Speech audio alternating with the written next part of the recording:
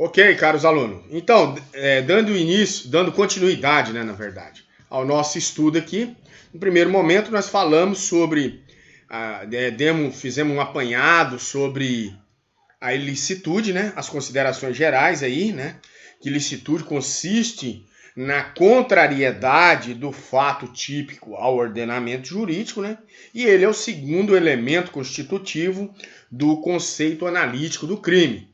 Aí nós falamos, né, sobre o estado de necessidade no primeiro momento, e no segundo momento, ali dentro do primeiro momento, né, a legitimidade, a legítima defesa, né, a legítima defesa. E agora, dando continuidade, nós falaremos sobre o estrito cumprimento do dever legal, né? E aí, sem perda de tempo, já vamos ao conceito, né, a sua previsão legal, que está lá no artigo 23, inciso 3º do Código Penal, né? É uma cláusula de excludente de ilicitude que está prevista nesse artigo que por outrora eu disse aos senhores.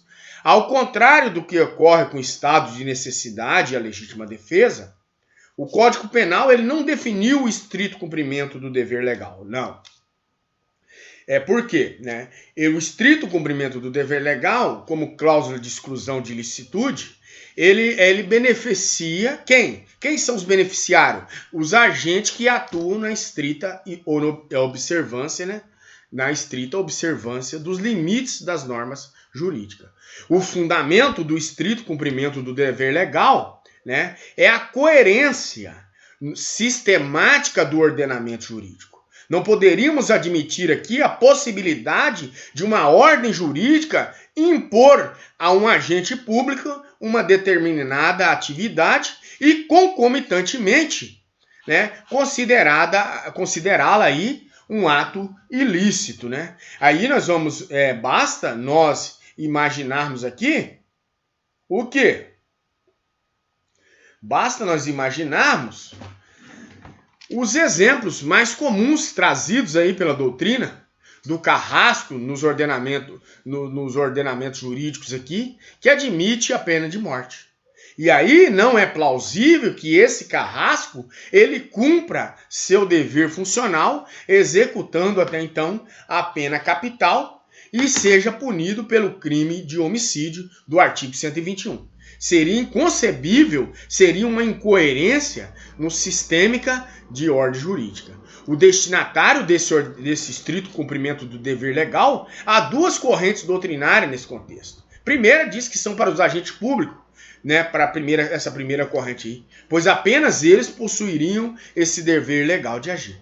Esses agentes públicos e particulares, a segunda corrente, ela tem essa linha de pensamento. E isso ocorre porque os particulares também possuem deveres impostos aí pela legislação, e essa teoria é a majoritária atualmente em nossa doutrina. O exemplo mais mencionado aqui é o dever de pais aí corrigir os filhos no exercício do dever que lhe dirige aí a criação e a educação como desdobramento aí do poder familiar, artigo 164 do Código Civil.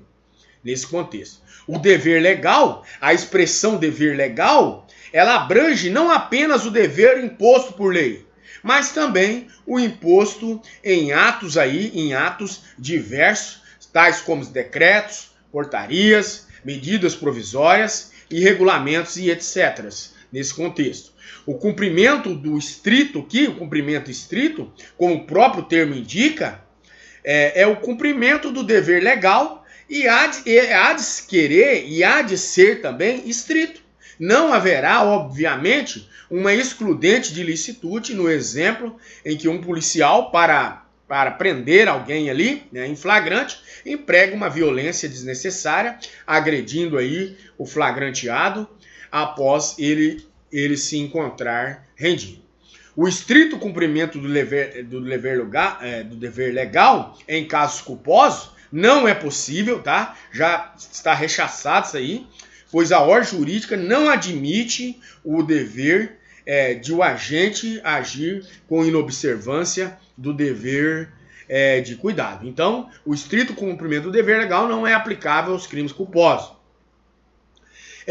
O estrito cumprimento do dever legal e o homicídio, né? Aqui, no caso em que os policiais atuando no exercício das suas funções, aí eles ingressam em uma troca de tiros com bandidos, levando aí um deles a óbito. Esses policiais não se encontram parados pelo estrito cumprimento do dever legal.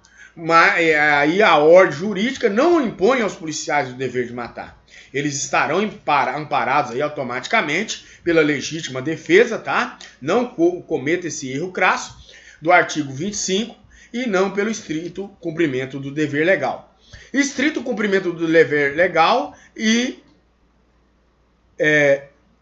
a tipicidade conglobante, né? Eu acho um tanto desnecessário falar de tipicidade conglobante, até porque nós aprofundaremos nela em períodos mais posteriores. Então, neste momento, vou deixar sem falar dela e passaremos a falar do exercício regular de direito. O exercício regular de direito também ele encontra-se previsto no artigo 23, inciso 3º do Código Penal, e também não foi definido aqui pelo legislador.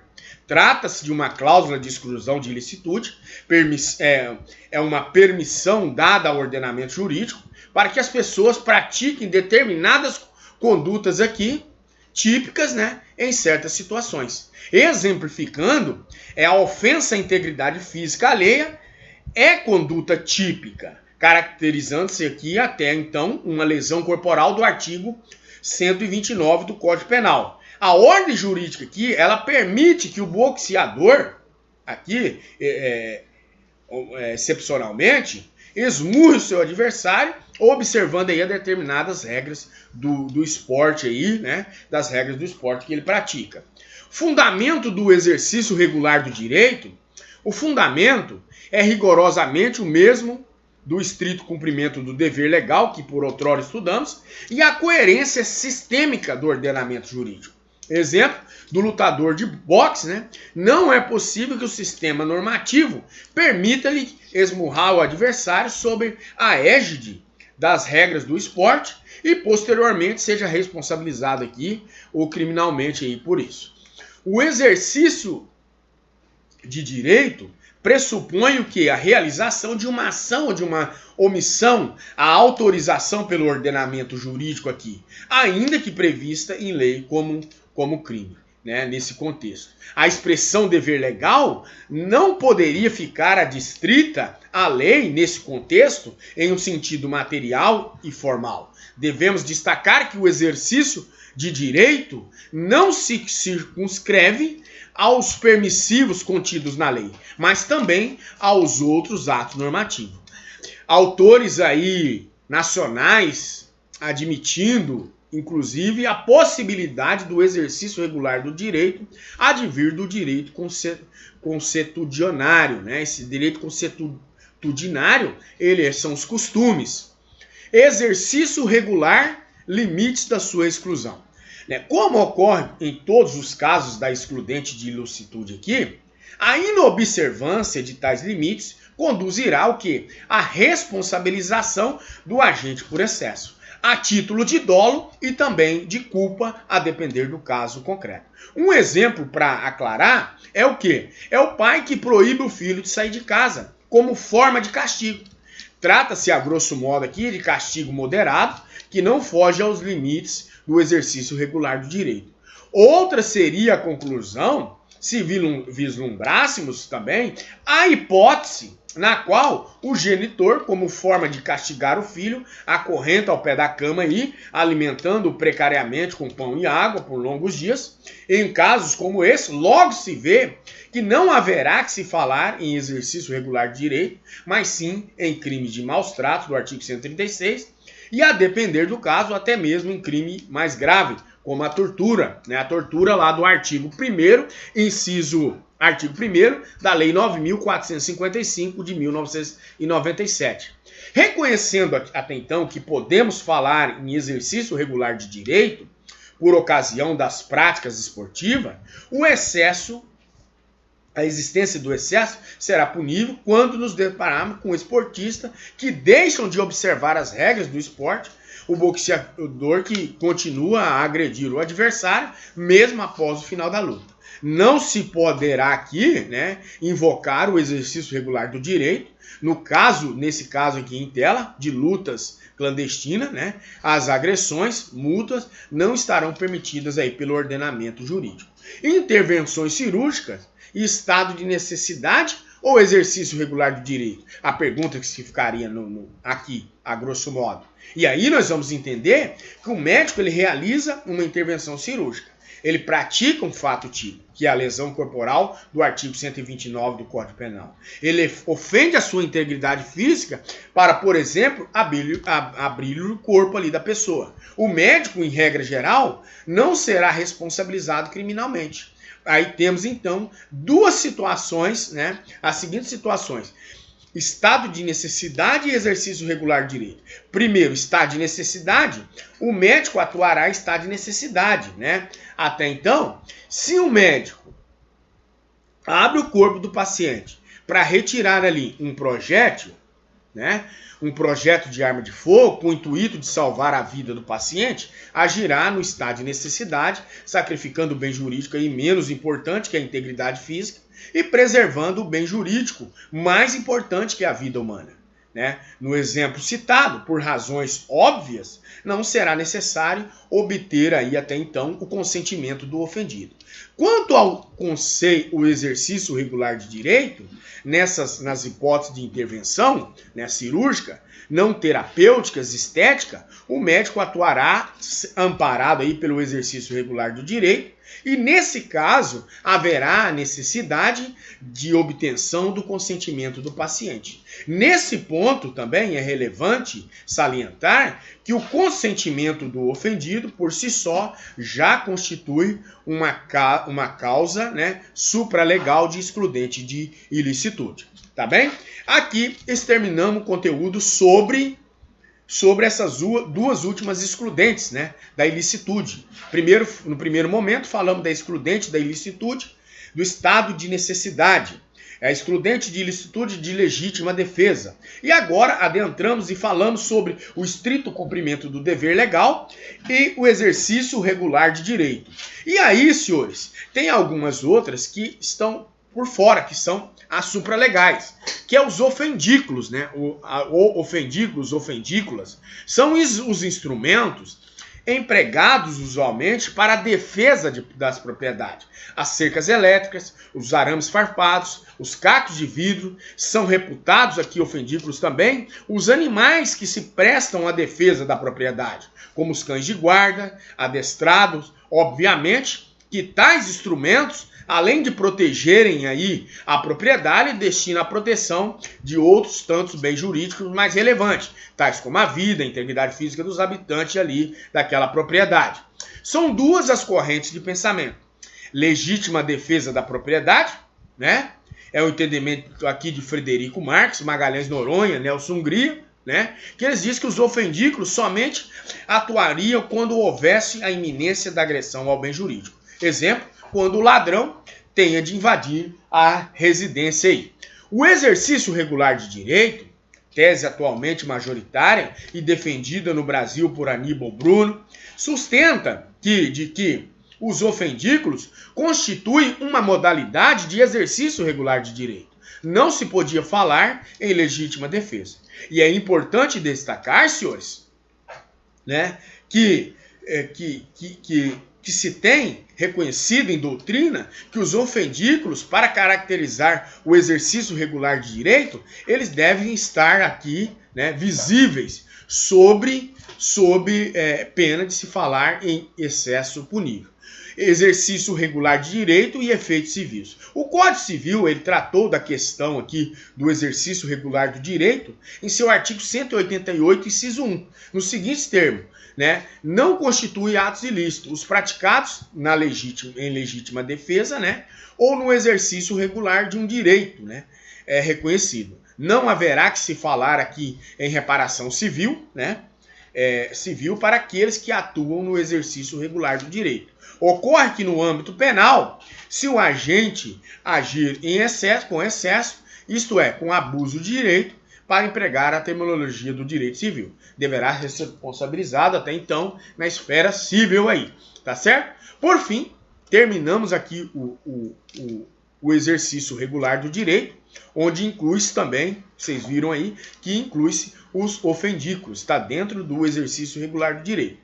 Consentimento do ofendido. O consentimento do ofendido, senhores, né, além das 4 excludentes de ilicitude reconhecidas lá no artigo 23, admitindo há tempos aqui que o conhecimento do ofendido como causa supralegal de exclusão. Poucas foram as legislações que reconheceram expressamente que o consentimento do ofendido como causa de exclusão da ilicitude. O Uruguai, o México, Costa Rica, o Código Penal de El Salvador também menciona o consentimento do ofendido, né?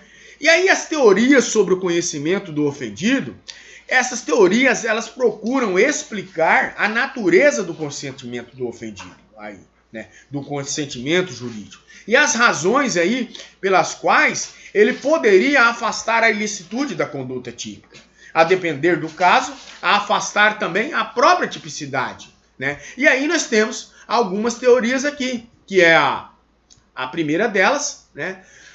Volent non fit injuria. A expressão empregada por o Piano na antiguidade, ela trazia consigo a ideia de que o consentir poderia afastar os delitos de natureza privada. Já o direito subjetivo, dentro desse contexto de teoria, Paul Feuerbach, ele reconheceu a ideia de um direito subjetivo para tentar identificar até então um conceito material de crime para o outro. E aí o delito constituiria de uma violação a um direito subjetivo. A um direito subjetivo. O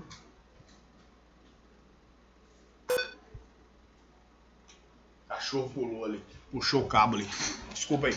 Então, até então, essa concepção, ela influenciou o quê? Sobremaneira a sua teoria acerca do consentimento do ofendido e as suas repercussões até então na teoria do delito.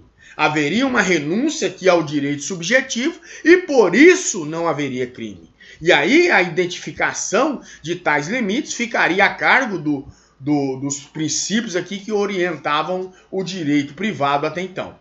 E aí foi alvo de uma série de críticas e estaria vinculado ao princípio que lhes são estranhos até então. Sobre o negócio jurídico, dentro dessa teoria sobre o negócio jurídico, ela é criada na Alemanha por Zitelmann e é retomada aqui por Reinhard Frank.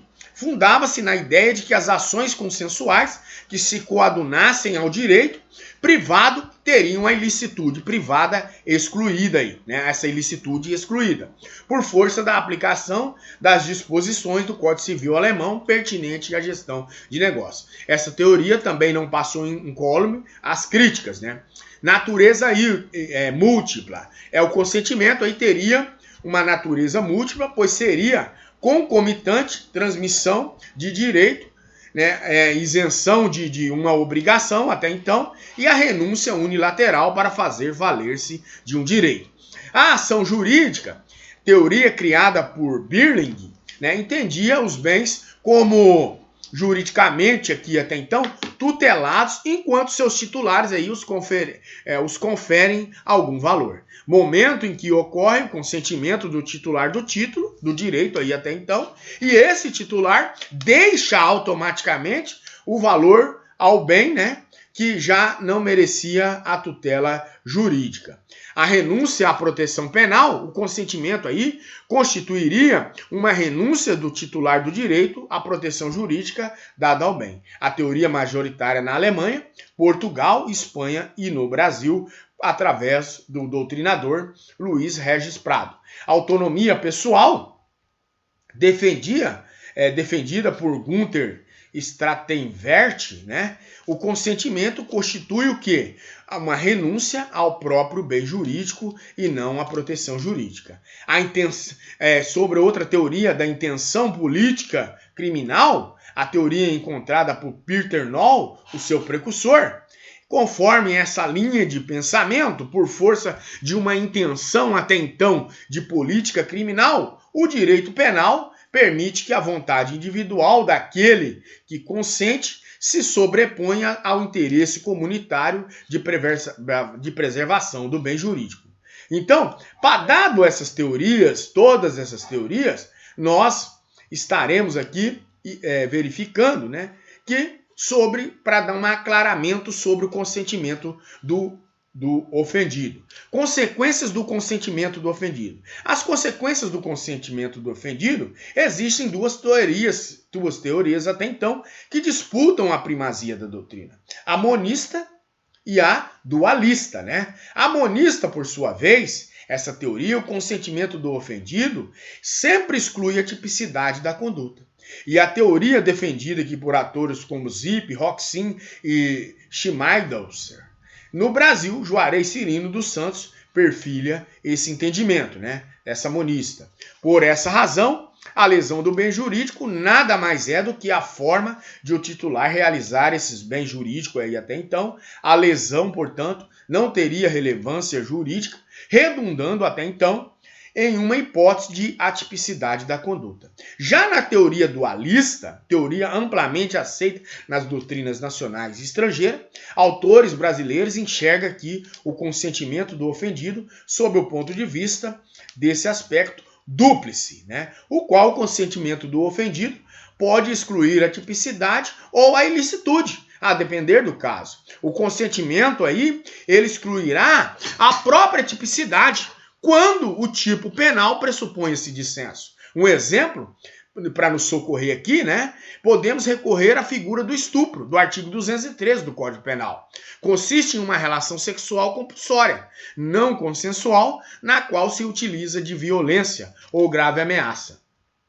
Nesse contexto. Em casos como esse, em que o tipo penal pressupõe esse dissenso, a existência do consentimento, automaticamente exclui a própria tipicidade da conduta e não a sua ilicitude. Por outro lado, nós vamos ver que o consentimento afasta a ilicitude naquelas outras hipóteses em que o dissenso não integra o tipo penal. No exemplo, no crime de lesão corporal simples, do artigo 129 do Código Penal, nós vamos ver que um tapa desferido em outra pessoa constituirá o fato típico, com a inevitável adequação ao artigo 129 caput do Código Penal. O consentimento daquele que foi agredido, em um caso como esse, poderá, todavia, afastar a ilicitude da conduta típica. Os requisitos para o consentimento do ofendido, né?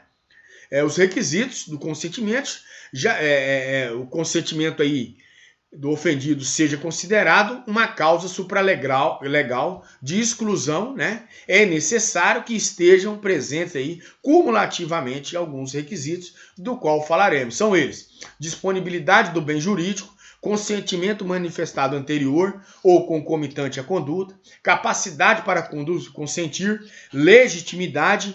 É possível consentimento manifesto por mandato? Consentimento manifesto sem vícios? O fato típico identifica com o que foi previsto? O tipo penal não pressupor o dissenso? E agora nós esmiuçaremos, né, de forma a miúde cada um desses aqui. Disponibilidade do bem jurídico. Nada valeria o consentimento manifestado em relação ao bem jurídico que não se encontrasse na esfera da disponibilidade do consciente. Em um exemplo singelo, vamos imaginar a seguinte situação. A tem propensões suicidas e sem coragem para levar ao efeito, né, do ato extremo, pede a B que o mate. B atende a súplica matando A, mediante disparo de arma de fogo. B será responsabilizado pelo crime de homicídio, pois o consentimento de A em relação a um bem jurídico indisponível, que é a vida, nada pode ser considerado para excluir, até então, a ilicitude contra a conduta de B. Outro exemplo bem jurídico, né, aqui indisponível, de um bem jurídico indisponível, é a liberdade humana. Não poderia, por exemplo, um participante de reality show obrigar-se perante uma emissora de TV a ficar ali confinado determinado período em algum local, abdicando aqui do seu direito de sair, caso mudasse de ideia e não quisesse mais participar do programa. É uma cláusula contratual desse tipo, seria manifestamente ilícita, né? E não excluiria a ilicitude daqueles que mantivessem conscientemente em cárcere privado, caso ele mudasse de ideia e resolvesse sair. Como exemplo de bem jurídico disponível, teríamos o patrimônio e a liberdade sexual. E é importante mencionarmos até então que quanto à liberdade sexual, cumpre destacar que o bem jurídico é disponível, né? E se assim não fosse, toda a relação sexual até então seria, né, constituiria um ilícito penal. Em relação aos menores de 14 anos, eles não possuem a capacidade para consentir, nesse caso, no caso concreto. Para eles é indisponível, acaba sendo. Aqui há uma matéria polêmica, mas ela diz respeito à disponibilidade do bem jurídico, integridade física. Em relação às lesões corporais de natureza leve, entendimento que exclui a ilicitude, por exemplo, tatuador, né?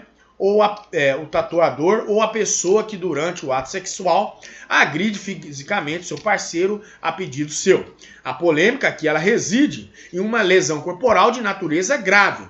Poderia, nesse caso, haver até então a exclusão da ilicitude do agressor. Exemplo, ouviu dizer que se não tivesse uma das mãos, poderia ser incapaz para o trabalho aqui e receber um benefício previdenciário. Por essas razões ou outras, pede a B para decepar ali a mão, que prontamente atende o pedido. Sem ingressar em maiores valorações acerca do equívoco da informação recebida por A, além de eventual análise de inelegibilidade de conduta diversa, né, em relação ao estelionato previdenciário, indagamos aqui o crime de lesão corporal grave, praticado por B. Teria sua ilicitude afastada, haja visto o consentimento lesionado? É aí que fica a pergunta. O entendimento majoritário tem sido negativo nesse contexto, né? O bem jurídico seria disponível para as lesões corporais de natureza leve e indisponível para as lesões corporais de natureza grave. O consentimento excluiria a ilicitude, mas não excluiria na segunda situação aqui a qual nós falamos, né? Consentimento manifestado anterior ou concomitante à conduta. Não adiantaria um consentimento manifestado após a prática do fato típico. Não adiantaria. Poderia ter repercussões no processo penal. Mas definitivamente, sob o ponto de vista aqui do direito penal, esse consentimento não influiria na exclusão da ilicitude. Um exemplo, para aclarar, né? A desfere uma bofetada em B, produzindo lesão corporal de natureza leve. B perdoa o seu agressor e nós vamos entender que nesse caso aqui há uma aquiescência posterior que não afasta a ilicitude da conduta de A. O direito penal, para o direito penal, há um fato típico e ilícito. Para que haja exclusão da ilicitude, o consentimento do ofendido deve ser manifestado antes da conduta ou concomitante a ela. Um exemplo, A chega exatamente no momento em que B estava saindo da porta da sua casa, levando ali algum objeto de sua propriedade. Após constatar que esse objeto do qual se desfazeria, né, pois não lhe se faria falta, A permite aí que B leve o objeto. Nesse caso, não haveria um consentimento prévio, mas houve um consentimento concomitante à conduta, o que excluiria a ilicitude da conduta de B. Né? Capacidade para consentir. Nada valeria um consentimento manifestado até então por quem não possui capacidade para consentir. É o que ocorre no exemplo consentimento manifestado por menor de 14 anos para a prática do ato sexual. Aqui, meu amigo, é lenha, é fumo, né? Porque vai cair em estupro de vulnerável, né? Tema mais polêmico reside também com que idade a pessoa pode dispor o próprio patrimônio. Um adolescente com 15 anos poderia abdicar aí de bens que lhe foram doados por seus pais? A lei penal ela estabelece um limite etário aí para o consentimento em relação à vida sexual, mas não faz em relação aos demais bens. 3 correntes doutrinárias acerca desse tema: capacidade para os atos da vida civil, imputabilidade penal e capacidade de autodeterminação. Vamos ver o primeiro deles, né? Os adeptos dessa teoria do negócio jurídico, a capacidade para dispor o bem jurídico está vinculada à capacidade para os atos da vida civil, automaticamente. A imputabilidade penal, por sua vez, ela vai vincular a ideia de que a capacidade para consentir a imputabilidade penal, o agente penalmente imputável poderia consentir na lesão a seus bens jurídicos. Os inimputáveis, em contrapartida, não poderiam fazê-lo. Capacidade de autodeterminação esse terceiro entendimento é o mais razoável entre eles, porque ele funda-se na ideia de que a capacidade civil, a capacidade para consentir, ela deve ser observada sob o prisma da capacidade de autodeterminação individual, à luz do caso concreto. Uma possibilidade de um menor com 15 anos dispor do seu patrimônio, né, dependeria de uma análise do caso concreto, desse caso concreto, observando até então a capacidade de autodeterminação daquele. Poderíamos ter menores de 15 anos com capacidade para dispor do seu patrimônio, né? E é importante aqui nós destacarmos que isso nada tem a ver com a capacidade para os atos da vida civil, onde deve ser analisado de forma pormenorizada lá pelos os operadores do direito civil. De mais claro, né, estamos discutindo a ilicitude penal e não a ilicitude dos atos civis, tá certo? E aí, a legitimidade dentro desse contexto. O consciente há de ser o legítimo para consentir, né? A pessoa que dá o consentimento, ele tem que ter essa capacidade. Essa legitimação, ela estará vinculada à titularidade do bem jurídico. E legitimado, né, para consentir é o próprio ofendido, o titular do bem jurídico, lesionado ou exposto aí a perigo de lesão. 2 situações que precisam ser analisadas. É possível o consentimento do ofendido manifesto pelo representante legal do ofendido, né? O caso concreto, ele deve ser analisado e a resposta deve ser positiva. Por quê? O consentimento é dado pelo representante legal, visando aí ao melhor interesse do representante legal aí, né? Do representante, visando o melhor interesse do representado. Um exemplo, os pais que consentem que auxiliar de enfermagem lesione a integridade física aí de seu filho menor para colher amostra de sangue. Exame requisitado por pediatras, por médicos aí, né? E reflete melhor o interesse do representado. Vamos imaginar aqui outro exemplo. Os pais que têm um filho que ficam muito decepcionados, pois queriam muito ter uma filha. Os pais aí consentir aí os pais aí até então consentir a afronta à integridade física do menor? Se realizasse uma cirurgia de sexo, né? A toda vista, essa agressão à integridade física, né, do representado não traduz aí um melhor interesse da criança que nem sequer possui maturidade para uma decisão de sua vida como essa, né? E aí nós vamos vendo outra situação, né? Hoje nem precisa, ele já toma o caminho das trutas aí, né? É possível o conhecimento manifestado por mandato? Nesse caso, não se trata de representante legal, mas sim de representante contratual, o contrato civil de mandato.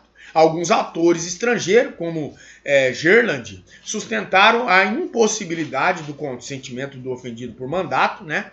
Que se trataria de direito até então personalíssimo. Tem prevalecido esse sentido da possibilidade do consentimento mediante mandato, tá? O que é o entendimento que tem prevalecido. Consentimento manifestado em vícios, sem vício. Todo ato voluntário, senhores, vamos ressalvar aqui, todo ato voluntário,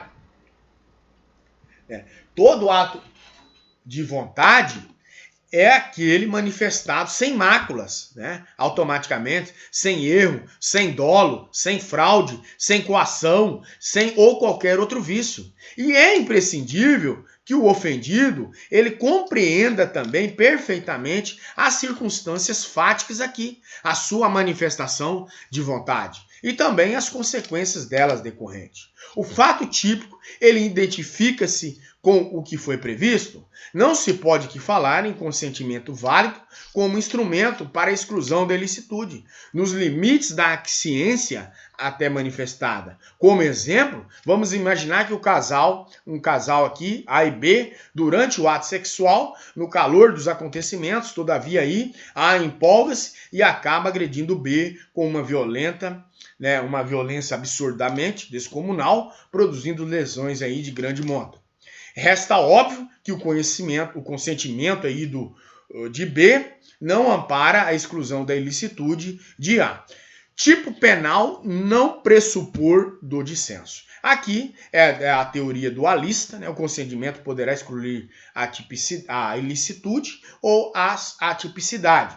Se o tipo penal pressupõe até então o dissenso, o consentimento exclui a tipicidade e não a ilicitude. Nos crimes de estupro, violação de domicílio e sequestro e cárcere privado, né, que nesse caso exclui a tipicidade, tá?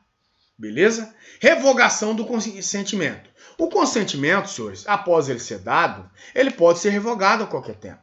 Após essa revogação do consentimento, o agressor, se prosseguir com a sua conduta, não haverá o consentimento do ofendido. O caso lá do casal que durante a prática sexual aquiesce à produção de lesões leves e recíprocas, após receber alguns tapas, ele arrepende-se da prática ali e afirma para a outra pessoa que não pretende prosseguir. Evidentemente, o agressor até então, né, não poderá invocar o consentimento e não haverá a exclusão da ilicitude. A revogação do consentimento, ela pode ser expressa ou tácita também, tá certo? E necessariamente poderá incorrer um excesso subjetivo. Naturalmente, não será possível a revogação do consentimento após encerrada a execução da conduta do agressor. Consentimento do ofendido e o crime culposo. Nessa situação, não teremos um consentimento que recai aí sobre o resultado, que é produzido involuntariamente, mas sim sobre a conduta negligente, imprudente ou imperita. No exemplo mais conhecido, A dirige seu veículo de forma imprudente, com acentuado excesso de velocidade. B, que se encontra no veículo, imaginemos ali que a conduta imprudente de A o leva a uma manobra brusca, abalroando aí o veículo e produzindo lesões leves em B.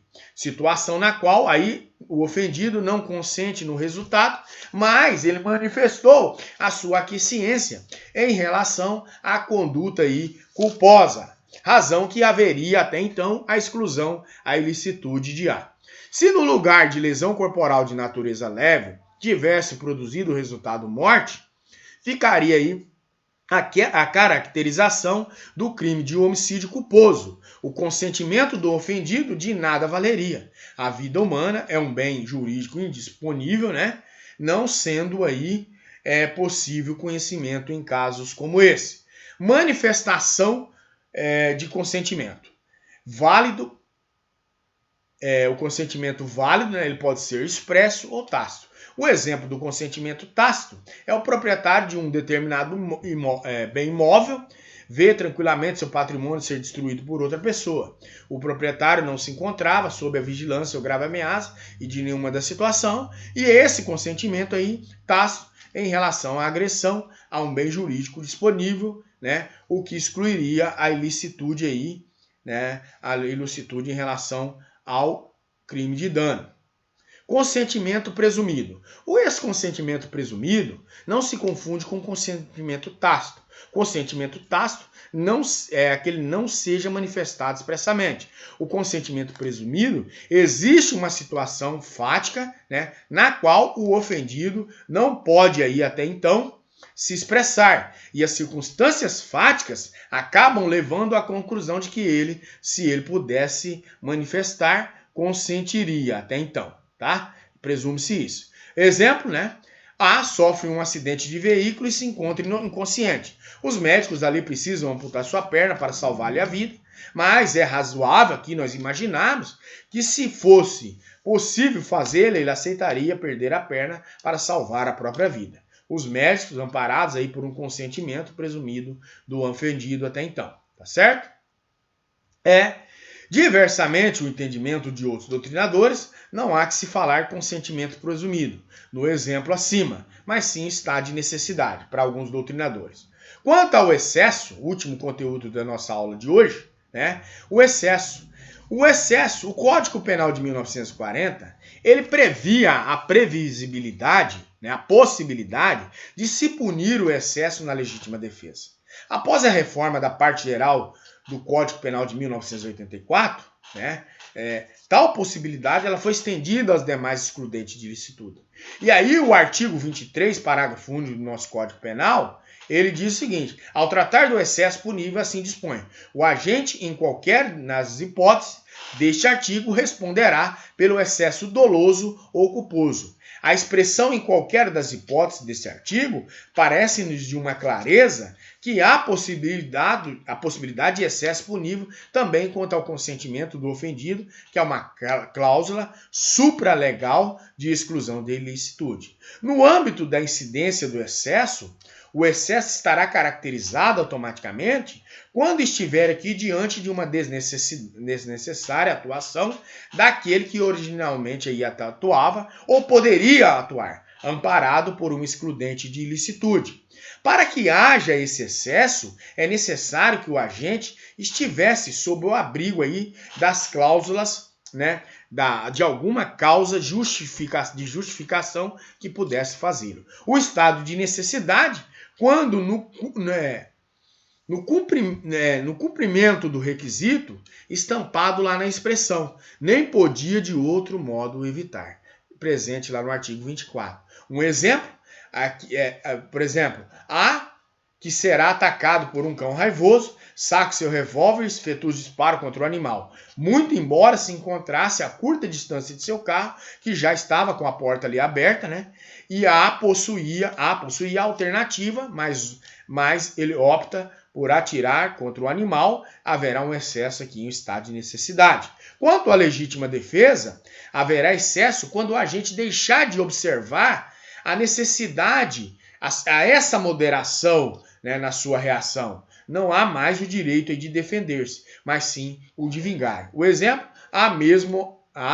exemplo de A, mesmo após conter B, ele prossegue ali desferindo-lhe pontapé. No estrito cumprimento do dever legal, o excesso é quando o agente exaspera os limites aí preconizados para sua atuação. O exemplo é o policial efetuar a prisão em flagrante e ele agride fisicamente custodiado, que já se encontra totalmente dominado, né, nesse contexto. Para o exercício regular do direito, é quando o agente ele abusa do seu direito, deixando de observar até então os limites que são impostos aí ao seu comportamento permitido. E um exemplo para aclarar é o esportista que deixa de observar aí as regras do esporte, como boxeador, e passa a agredir o seu adversário com pontapés e instrumentos contundentes. Quanto ao consentimento do ofendido, né, esse excesso é quando o agente ele deixa de observar os requisitos para que se tenha ali o consentimento como causa de exclusão da ilicitude. Um exemplo muito claro é quando A consente em receber lesões leves de B, deixando de observar os limites aí do consentimento dado, né? Dentro desse contexto aqui do excesso. A classificação do excesso, as modalidades, né? Quanto ao elemento subjetivo, é o elemento subjetivo dolo e o elemento, ainda nesse contexto, o culposo, que é inconsciente, o exculpante e o acidental, né? E aí nós vamos verificar cada um. Quanto a esse elemento dolo consciente, o agente aqui ele possui consciência, ele sabe, né, quanto ao elemento subjetivo, ele sabe o que está fazendo, né? E a vontade, ele tem vontade de fazer. Exemplo, A vai agredir B, que em legítima defesa repele a agressão, desferindo soco ali, né, em A, que cai desacordado. Tendo a consciência de A já se encontra, tendo consciência que A já se encontra desacordado, já cessou a agressão de B e ele continua a bater nele. O excesso de B será doloso. Culposo, inconsciente, o agente incorre em uma inobservância de um dever objetivo de cuidado. Ele atua com imprudência, negligência ou imperícia. E o agente deverá responder aí pela modalidade culposa do crime. Um exemplo, né? A está participando de um protesto no meio da rua e entra em confronto com a polícia. A parte para cima de B, policial militar. B não se dá conta de que antes de sair de casa ali para a rua, né, para ir para essa situação, deixou de observar uma ordem do comando da tropa e não trocou a munição, efetuando ali disparos de projétil de arma de fogo. Nesse caso B, ele não agiu de forma dolosa, pois lhe faltava a consciência fática, mas a culposa nesse caso, deixou de observar um dever de cuidado. A exculpante, essa excusável, né, é que ele não excluirá a ilicitude, mas excluirá a culpabilidade do agente. Em uma situação como essa descrita, não se poderia exigir do agente outra conduta.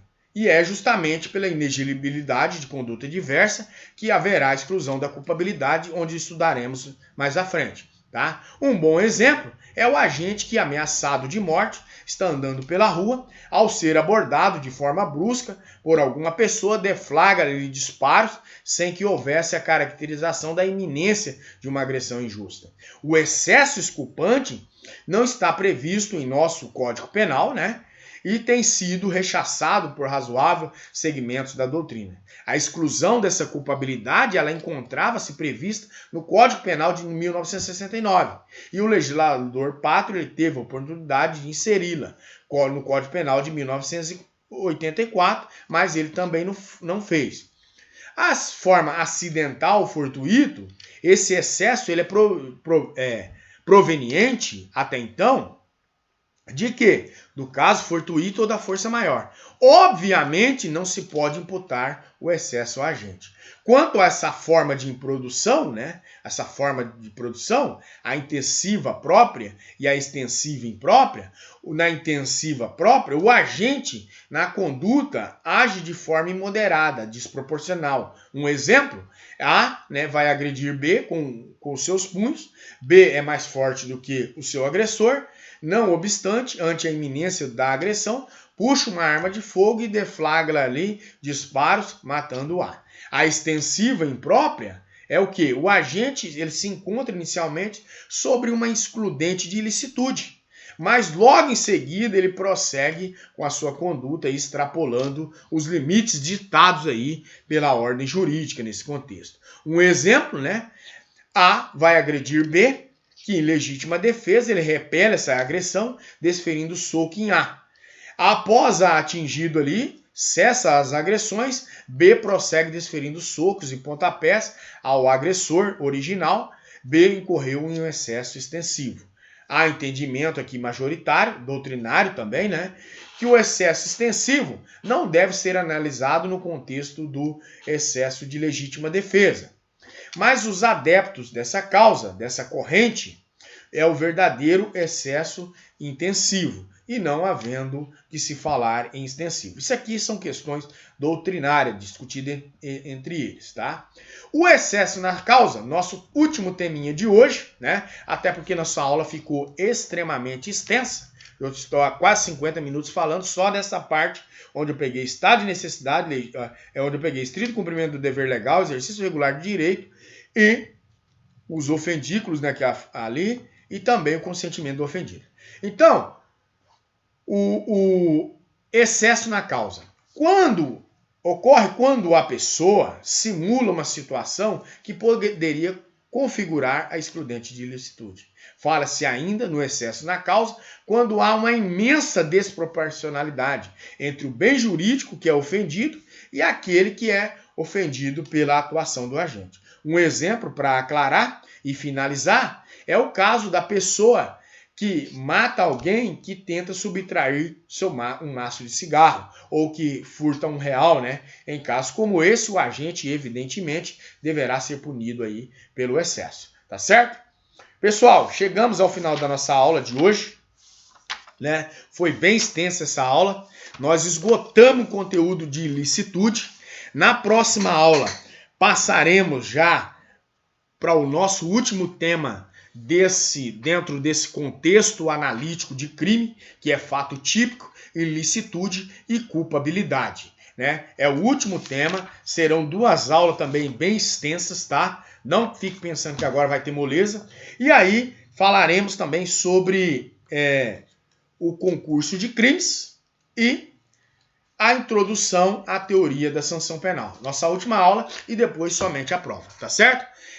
No final dessa aula ficou a atividade que os senhores estão fazendo, avaliativa, né? Que engloba esse tema aqui. Então, no próximo sábado, iniciaremos já com a culpabilidade, tá? Na aula de sábado, sábado letivo, onde eu poderei postar, eu vou ver se eu consigo postar essa aula um pouco antes, tá beleza? Eu não estou mandando recado lá no WhatsApp, porque vocês reclamam muito, né? Então, para evitar qualquer reclamação, já lanço direto no sistema. Esteja olhando no sistema do AVA que está lá as aulas. Essa aula mesmo eu postei na data de segunda-feira hoje, tá? Tanto o vídeo parte 1 como o vídeo parte 2. E também as tarefas e o material de apoio. O material de apoio lá só são 52 páginas para vocês lerem, tá beleza? E aí, ilicitude fica esgotado, tá certo? Pessoal, até mais. Desejo a todos bons estudos aí. Até no próximo sábado, no dia, deixa eu olhar a data aqui, sábado letivo, dia 14, postarei a aula do sábado, querendo o Senhor bom Deus, tá certo? Algumas pessoas têm perdido as atividades, têm me mandado, não adianta me mandar, não vou mudar agora, tá? Porque vocês estão tendo tempo, se vocês estão apurados, eu estou mais apurado ainda, tá? Então, eu estou tendo 3 matérias, um é direito do trabalho, sai totalmente do cenário aqui do direito penal, né, que é a turma 1 e 2, tá? E aí tem a atividade avaliativa valendo 1 ponto. A semana acadêmica valerá 1 ponto, aqueles que participarem terão 1 ponto. Então vou reduzir 1 ponto na média, né, nas avaliativas, a prova continua valendo 6, 3 pontos de tarefa e quem participou da semana acadêmica mais 1 ponto, 4 pontos.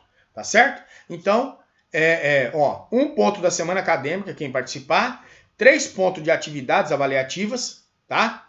E mais 6 pontos da prova. Tá beleza? Até mais, até na próxima aula. Fique com Deus.